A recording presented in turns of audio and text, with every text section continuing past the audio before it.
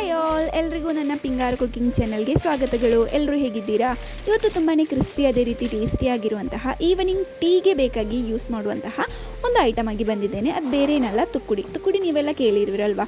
So ಇದನ್ನು ಹೇಗೆ ಮಾಡೋದು ಅಂತ ನಾವು ನೋಡೋಣ ಬನ್ನಿ. ಫಸ್ಟ್ ಆಫ್ ಆಲ್ ಒಂದು ಬೌಲಿಗೆ ಸ್ವಲ್ಪ ಉಪ್ಪು, ಸ್ವಲ್ಪ ಜೀರಿಗೆ, ಅದೇ ರೀತಿ 2 ಕಪ್ಪಿನಷ್ಟು ಮೈದಾನ ನಾನಿಲ್ಲಿ ಆ್ಯಡ್ ಮಾಡಿದ್ದೇನೆ. ಅದಕ್ಕೆ 1 ಸ್ಪೂನ್ನಷ್ಟು ಮೆಣಸಿನ ಹುಡಿ ಹಾಕಿ ಚೆನ್ನಾಗಿ ಮಿಕ್ಸ್ ಮಾಡ್ತಾ ಇದ್ದೇನೆ.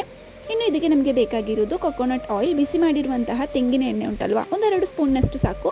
ಅದನ್ನು ಕೂಡ ಇದಕ್ಕೆ ಆ್ಯಡ್ ಮಾಡಿ ಚೆನ್ನಾಗಿ ಮಿಕ್ಸ್ ಮಾಡ್ತಾ ಇದ್ದೇನೆ. ಸ್ವಲ್ಪ ಜಾಗ್ರತೆಯಿಂದ ಈ ಒಂದು ಟೈಮಲ್ಲಿ ಮಿಕ್ಸ್ ಮಾಡ್ಕೋಬೇಕು, ಕಾರಣ ಎಣ್ಣೆ ಸ್ವಲ್ಪ ಬಿಸಿ ಇರ್ತದಲ್ವಾ. ಸೊ ಈ ರೀತಿ ಇದನ್ನು ಚೆನ್ನಾಗಿ ಮಿಕ್ಸ್ ಮಾಡಿ ಕೊಡಬೇಕು. ಕೈಯಲ್ಲಿ ನಮಗೆ ಹಿಟ್ಟನ್ನು ಈ ರೀತಿ ಚೆನ್ನಾಗಿ ಮಿಕ್ಸ್ ಮಾಡಿ ಒಂದು ಹದ ಗೊತ್ತಾಗ್ತದೆ. ಅಂದರೆ ಇದನ್ನು ಚೆನ್ನಾಗಿ ಮಿಕ್ಸ್ ಮಾಡಿ ಕೈಯಲ್ಲಿ ನೋಡಿ ಈ ರೀತಿ ನಮಗೆ ಹಿಡಿಲಿಕ್ಕಾಗಬೇಕು. ಆಮೇಲೆ ಈ ರೀತಿ ಅದನ್ನು ಹುಡಿ ಮಾಡಿ ಹಾಕಲಿಕ್ಕೂ ಕೂಡ ಆಗಬೇಕು. ಆಮೇಲೆ ಇದಕ್ಕೆ ಒಂದು ಸ್ವಲ್ಪವೇ ನೀರನ್ನು ನಾವು ಆ್ಯಡ್ ಮಾಡ್ತಾ ಕೊಡಬೇಕು. ಅಂದರೆ ಒಟ್ಟಿಗೆ ಒಮ್ಮೆಲೆ ಹಾಕ್ಲಿಕ್ಕೆ ಹೋಗಬೇಡಿ, ಸ್ವಲ್ಪವೇ ನೀರನ್ನು ಆ್ಯಡ್ ಮಾಡ್ತಾ ಹೋಗಿ ಚೆನ್ನಾಗಿ ಇದನ್ನು ನೀಡ್ ಮಾಡಿ ಮಿಕ್ಸ್ ಮಾಡ್ಕೋಬೇಕು. ನೋಡಿ ಈ ರೀತಿ ನಾನಿಲ್ಲಿ ಮಾಡ್ತಿದ್ದೇನಲ್ವ, ಅದೇ ರೀತಿ ಚೆನ್ನಾಗಿ ಇದನ್ನು ಮಿಕ್ಸ್ ಮಾಡಿ ಕೊಡಿ. ಸ್ವಲ್ಪವೇ ನೀರನ್ನು ಕೂಡ ಆ್ಯಡ್ ಮಾಡಿ ಕೊಡಿ. ಒಂದು ಚಪಾತಿಗೆಲ್ಲ ನಾವು ಹಿಟ್ಟನ್ನು ಹದ ಮಾಡ್ತೇವಲ್ವಾ, ಅದೇ ರೀತಿ ನಮಗೆ ಇದು ಸಿಗಬೇಕು. ನಿಮಗೆ ಬೇಕಿದ್ದರೆ ಗೋಧಿ ಹುಡಿಯನ್ನು ಕೂಡ ಯೂಸ್ ಮಾಡ್ಕೋಬೋದು. ಅದೇ ರೀತಿ 1 ಸ್ಪೂನ್ ಸಕ್ಕರೆಯನ್ನು ಕೂಡ ಹಾಕೋಬೋದು. ಇನ್ನು ನೋಡಿ ಈ ರೀತಿ ನಾವು ಚೆನ್ನಾಗಿ ಇದನ್ನು ನೀಡ್ ಮಾಡಬೇಕು. ಇನ್ನು ಇದೊಂದು 15 ನಿಮಿಷ ರೆಸ್ಟಲ್ಲಿ ಇಟ್ಕೋಬೇಕು. ಆಮೇಲೆ ಪುನಃ ನಾವು ಇದನ್ನು ಚೆನ್ನಾಗಿ ಈ ರೀತಿ ನೀಡ್ ಮಾಡಿ ಬಾಲ್ಸ್ ಮಾಡ್ಕೋಬೇಕು. ಆಮೇಲೆ ಚಪಾತಿಗೆ ಲಟ್ಟಿಸುವ ಥರನೇ ಇದನ್ನು ಲಟ್ಟಿಸ್ಕೋಬೇಕು.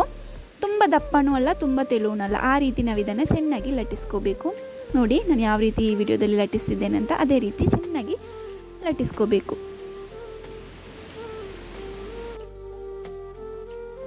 ಕುಡಿಯ ಶೇಪ್ ಇದೆ ಅಲ್ವಾ, ಅಂದರೆ ಡೈಮಂಡ್ ಶೇಪಾಗಿ ನಾವು ಇದನ್ನು ಕಟ್ ಮಾಡ್ಕೋಬೇಕು. ಈ ರೀತಿ ನಾವು ಇದನ್ನು ಕಟ್ ಮಾಡ್ಕೋಬೇಕು.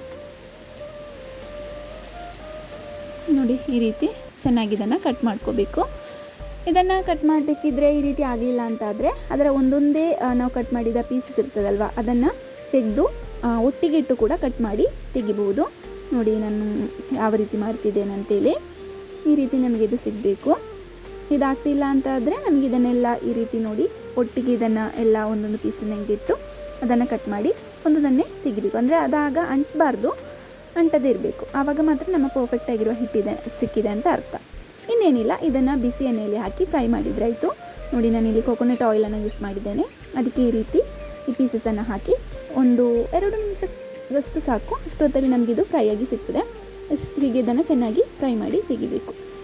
ನೋಡಿ ಯಾವ ರೀತಿ ಬಂದಿದೆ ಅಂತೇಳಿ, ಚೆನ್ನಾಗಿ ಉಬ್ಬಿ ಬಂದಿದೆ. ಸಕ್ಕರೆ ತುಂಬ ಹಾಕಿದರೆ ಚೆನ್ನಾಗಿ ಉಬ್ಬಿ ಬರುತ್ತೆ. ಸೊ ಈ ರೀತಿ ನಮಗೆ ಇದನ್ನು ತೆಗಿಬೋದು.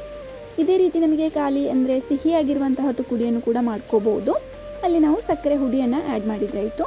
ಬಟ್ ಇದು ಖಾರ ಆಗಿರುವಂತಹ ತುಕ್ಕುಡಿ ನೋಡಿ ಈ ರೀತಿ ನಮಗೆ ಸಿಗ್ತದೆ. ಇನ್ನು ಬಾಕಿ ಇರೋದನ್ನು ಕೂಡ ನಾನು ಅದೇ ರೀತಿ ಫ್ರೈ ಮಾಡಿ ತೆಗೆದಿದ್ದೇನೆ. ನೋಡಿ ಈ ರೀತಿ ಕ್ರಿಸ್ಪಿಯಾಗಿರುವಂತಹ ತುಕ್ಕುಡಿ ನಮಗೆ ಸಿಕ್ಕಿದೆ. ನೀವು ಕೂಡ ಈ ತುಕ್ಕುಡಿಯನ್ನು ರೆಸಿಪಿಯನ್ನು ಟ್ರೈ ಮಾಡಿ ನೋಡಿ. Thank you for watching. Subscribe ಮಾಡಲು ಮರೆಯದಿರಿ.